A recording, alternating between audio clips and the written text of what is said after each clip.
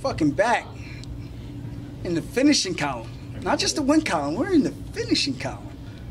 You mean that 50K column? Yeah, in that 50K column. I have yet to win one of those. Yeah. I think Shelby liked my little plug at the end, so. Right, so Aljo, that was a brutal finish. Talk us through it. You know, I tried to hit that once against Renan Barão, but I came up short. I managed to put his leg behind his head in a complete banana split. He went to tap. But let's just say Cody wasn't as flexible as Renan Barão tonight. So I heard his knee pop, and I thought he was going to fight through it because I know what it is. That outside ligament gets popped, the LCL, might even be the PCL, ACL, who knows. It's just one of those freaky submissions, man. It's a knee bar. So I thought he was going to keep fighting through it, but I think once he saw that I was in a dominant position on top with the mount still, it was kind of like probably time to live to fight another day. Do you think this was a standout performance for you? I think so. I think the last two fights have been pretty one-sided and pretty dominant. This one was a little back and forth in the first round with a couple of scrambles, but that's where I thrive, man. I had that triangle. I thought it was done. And then he managed to slip out. I was like, man, is he grease? No, I'm joking. I'm joking. But I did think I was going to hit the reverse triangle. He got out of that. I was like, this motherfucker is not going to quit. So first round ended with a couple of flurries, but I still think I was winning that fight in the exchanges and the clinches and landing the cleaner strikes. And the second round was more so the same. He took me down with that power double I knew he goes for. And I managed to get to the cage, and I reversed position, got on his back, and sure enough, I flattened him out twice, and the second time was more than enough to put him away. Wow. You have like a photographic memory of that fight. Is this normal? Yeah, man. I get in the zone, but I'm very cognizant of everything that's going around me. Some people think it's kind of crazy that I can actually like see people in the crowd. I can see like my coaches and where they are. I'm like looking around, I'm like hearing where my coaches are, and I'll start circling towards their corner so that it's just a little bit easier for me to kind of hear what they're saying for the instruction. And I think it's a little bit harder for my opponent to hear what his coaches are seeing and being able to articulate to him what he should do. Afterwards, you made a couple of impassioned call-outs. Remember, there's no censors back here, so what exactly do you want next? Is it the winner of Dodson, or is it Cruz? If I could have my way, I would 100% like to fight Dominick Cruz. I think it's a stylistic fight that will be fun for the fans. It's a guy I looked up to for a very, very long time. And like I said, I want to fight all the legends of the sport in this division. I fought Barão, took him out. I would like to fight Dominick Cruz, take him out. I mean, eventually I want to get that rematch, of course, with Marlon Moraes. That motherfucker, you got a horseshoe up your ass, bro. 2 in a row? That doesn't happen to 2 top 5, top 10 fighters in a row in under a minute. That's like some unheard of shit. But you got some voodoo something up in those legs. I don't know what it is, but I would like to get that one back and run it back and give the fans a true fight, because that fight was shaping up really nicely until that happened. But perfect world, Dominick Cruz gets it next, and I take him out, submit my name to be the next guy in line to challenge for the belt. And I think I got all the tools to become a world champion, man. I really do. I can strike with anybody. I think I'm very hard to hit. People see the strike differential in offense and defense, and I'm a nightmare on the ground. If I get these hooks in, if I get on your back, I'm attacking submission after submission after submission. So off my back, on top, you pick your poison. Was this fight a little personal? Was he under your skin a little bit? Were you maybe a little more amped to get in there and fight this one than maybe recent fights? No, I don't think so. I think, like I said, man, I grew up with the shit talk. And I knew it was, I'm like, dude, if you're really like butthurt that I said go get me a drink, I'm on vacation in DR. I just want to fight. I said I'm the best grappler in the world because I truly believe I'm the best grappler in the world. If you want to debate that, go ahead. Ronnie Yaya did the same thing, but it is what it is. I'm gonna talk my shit. You want to talk your shit, shoot your shot. But at the end of the day, when we step in that cage, we were gonna fight anyway. So a little more animosity. I told him, I was like, I'm just gonna put a little bit more stank on those elbows when I get in those dominant positions. And sure enough, I did. Busted him open, and I think he went home with a busted knee too. So I guess it was good. It was good. I know you said you had a tougher cut this time around. Did you feel that at all? Shit, man. I did. I actually threw up in the back room and didn't tell anybody. Shh.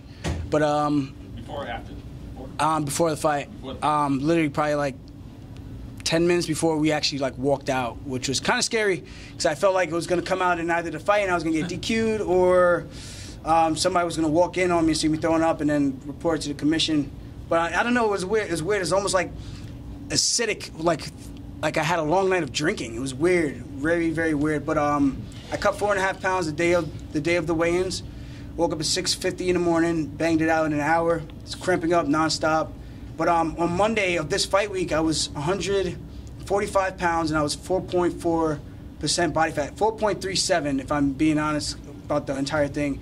So getting down, man, I'm either gonna have to change something about my physique because it's starting to become really, really tough to get down. But you know, we get it done. You know, that's at the end of the day, we get it done. We step on the scale and we go out there and we perform. You ever thrown up like that before a fight? I actually threw up in a fight in between rounds 4 and 5, as an amateur. Raging Wolf, I remember that. And the ref didn't see it. My coaches went out. They said seconds out. They go to the side. As soon as they come to the side, I said, give me the bucket. They put the bucket out. I put my mouth through the cage. I go, ah! Spit the whole thing out. But and then I felt better in the 5th round. I went out there and actually put on a better performance. It was slowing me down a little bit. So you throwing up that was weight cut related, not nerves or anything? Honestly, I don't even know. It's really hard to say. I get nervous every single fight. I never thrown up like that before the fight. It legit felt like I was drinking all night, woke up, and I was like, bro, I need some water, and it was just a whole bunch of acid coming out. But it's kind of weird, man. But I went out there, got it out the system, ran my sprints, and we had a good performance tonight. So maybe it's just gonna be like my new thing to start doing. Do you think the commission can do a better job with in regards to weight cutting? Oh yeah, I mean, it's going to be an entire landscape change. I mean, look at wrestling, look at BJJ, look at judo. These guys, they step on the scale within anywhere from half hour to 2 hours at most, and then they compete right after that. If you get guys who aren't severely dehydrating themselves like that, they're going to have to go up a couple of pounds. Because if you do that and you try to fight, you're going to put yourself in an extremely disadvantageous position and you're going to get knocked out really fast because your brain just can't handle those type of impacts. I've been trying to preach this to guys. I'm like, if you really want to stop cutting weight, you can't give us more time to cut weight, because if you give us more time, that means we get more time to rehydrate. I'm like, so if you give us less time, it's like, all right, well, I can't go as extreme because I don't have as much time to recover. So something's got to give. I'm going to go up 10, 15 pounds if they did that. You know, I just physically couldn't make 136 and then fight within 1-2 hours. I couldn't do it. It would be a nightmare. Trying to avoid something dangerous happening with somebody dying in the ring? Well, there'd probably be 1 or 2 guys who are that stupid enough to be like, oh, let me cut 20, 30 pounds and then try to get on the scale and fight within an hour and get knocked out really fast. And they'll learn real quick, maybe I should go up a weight class. Because guys are going to have to go up. It's going to be a natural, it's going to be a chain of reaction. I think ONE FC is doing a pretty nice job with that. They're testing fighters, make sure they're hydrating and checking their weights throughout the period of them getting ready for their fights during the training camp. So I think that's another step forward and something that these guys could look at. Because for wrestling, we have to take a hydration test. And there's no way you could deplete yourself and then be hydrated. It's impossible. So unless you're cheating, you got a fake penis in there. But yeah, I think there's something to be said about that. I don't like cutting 30 pounds. Dude, my last fight, 1 week later, I was 168.5 pounds. I don't like cutting all the way down to 136. It's not fucking fun. I mean, it may look good for a couple like a week, but it's not fun cutting down to this weight class. It really isn't. It's more miserable and taxing than anything. I feel like it shortens my fighting career. Do you see this, or maybe the next fight being your last fight at this weight class? When you see guys like Zabit and Brandon Davis, Max Holloway, it's like you think like, yeah, I'm done cutting this weight, and then you see those guys and you're like, yeah, no, I'm gonna do it one more time and get back down to my weight class, because those guys are huge. I'm 5'7". Those guys are 6'1", 6'1", 5'11".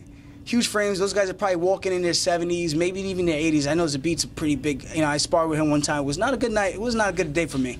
I'll be completely honest about that. So, not good. And I realize that's why there are weight classes. So, I'm gonna stay at bantamweight until they make some changes. I'm a bantamweight.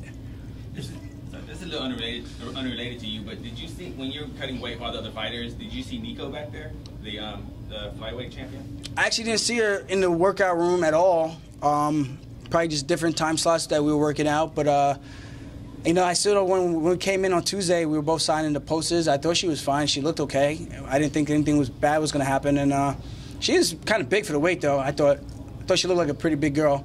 But We see what happened. I don't know if she just doesn't know or she doesn't have a proper team around her. Because I thought she was. I mean, she looked good. She looked healthy. Looked like she could make the weight, no problem. Like good spirits. And then, sure enough, the day of the weigh-ins, I heard someone left in the stretcher. I had no idea it was her, and I found out literally after the weigh-ins it was her that got taken out on the stretcher or left on the stretcher, whatever.